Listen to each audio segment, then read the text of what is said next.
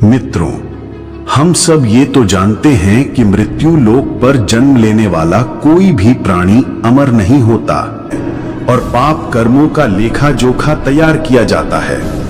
लेकिन विशेष बात यह है कि मृत्यु के 24 घंटे के अंदर वही यमदूत उस घर लौटती है तो क्या केवल दर्शन करने आती है? नहीं मित्रों, उसके आने के पीछे एक गहरा आध्यात्मिक रहस्य छिपा है। गरुड़ पुराण के अनुसार मनुष्य की मृत्यु के बाद जो पहले 10 दिन तक पिंडदान किया जाता है, वो आत्मा के सूक्ष्म शरीर की रचना करता है। हर दिन का पिंडदान उसके शरीर के किसी न किसी अंग, इंद्रिय, ऊर्जा का निर्माण करता है और फिर 11वें और 12वें दिन किए गए पिंडदान से उस आत्मा को मांस और त्वचा मिलती है। यही उसका यात्रा योग्य सूक्ष्म शरीर कहलाता है, जिसके द्वारा आत्मा यमलोक की ओर बढ़ सकती है। 13वें दिन जो पिंडदान किया जाता है, वही आत्मा को वो शक्ति देता है जिससे वो यमलोक की ओर अपनी अंतिम यात्रा शुरू कर सके। इसलिए हिंदू धर्म में 13 दिन तक पिंडदान और श्राद्ध का विशेष महत्व बताया गया होती है। लेकिन अब प्रश्न उठता है, 13वें दिन के बाद उस आत्मा की अगली यात्रा कैसी होती है? क्या वह सीधे स्वर्ग चली जाती है या उसे भी एक लंबी और कठिन राह से गुजरना पड़ता है? इसका रहस्य भी गरुड़ पुराण में विस्तार से बताया गया है। जब आत्मा को उसके घर में छोड़े गए 13 दिन पूरे हो जाते हैं तो वह यमलोक की ओर अपने कर्मों के बोझ के साथ रवाना होती है। ये कोई आसान यात्रा नहीं है। गरुड़ पुराण कहता है कि मृत्यु के बाद आत्मा को यमलोक पहुंचने में कुल 1 वर्ष का समय लग सकता है।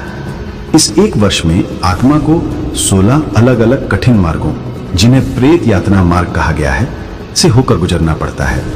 हर मार्ग, हर पड़ाव उस आत्मा के कर्मों के अनुसार पीड़ा या शांति। आत्मा अंततः यमलोक पहुंचती है तो यमराज के दरबार में उसका कर्मों का लेखा जोखा खोला जाता है।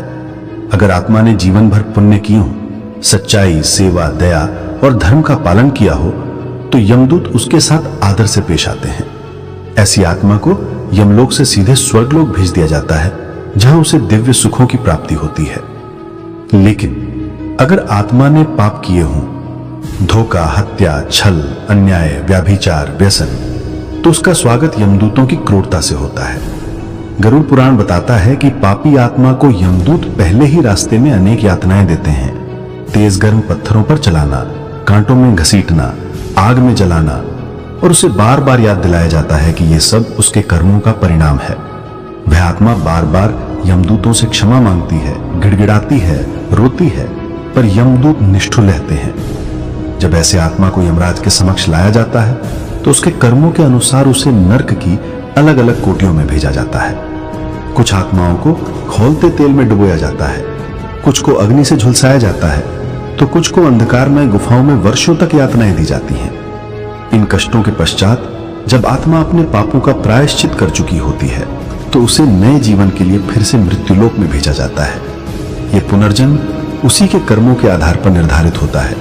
अगर थोड़े पुण्य बाकी हैं तो मानव जीवन मिल सकता है, अन्यथा पशु, पक्षी या कीट योनि में भी आत्मा को जाना पड़ सकता है। मित्रों, गरुड़ पुराण यह भी बताता है कि अगर कोई व्यक्ति किसी का कर्ज चुकाए बिना या अपना कोई कर्तव्य अधूरा छोड़कर मर जाए तो उसकी आत्मा को पूर्ण शांति नहीं मिलती।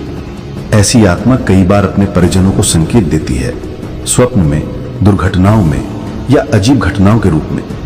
अगर मृतात्मा के लिए तर्पण, दान और कर्मनिष्ठ श्राद्ध ना किए जाएं, तो वह आत्मा बार बार मृत्युलोक में लौटती रहती है। ऊपर आओ जल्दी। मैं नहीं कर सकता। आओ सतलोक चले। वह डराने नहीं आया, बल्कि जागरूक करने आया है कि जीवन में हम जो करें उसका प्रभाव मृत्यु के बाद भी रहता है। अगर यह ज्ञान आपके अंतर्मन को स्पर्श कर गया हो तो इस वीडियो को लाइक करें, शेयर करें और हमारे आध्यात्मिक चैनल को सब्सक्राइब जरूर करें। हम आपके लिए इसी तरह जीवन, मृत्यु और आत्मा से जुड़ी गूढ़ और रहस्यमयी बातें गरुड़ पुराण, उपनिषद, वेद और पुरातन ग्रंथों से लाकर प्रस्तुत करते रहेंगे। आज के लिए बस इतना ही। ईश्वर आप सभी को सद्बुद्धि, श्रद्धा और शांति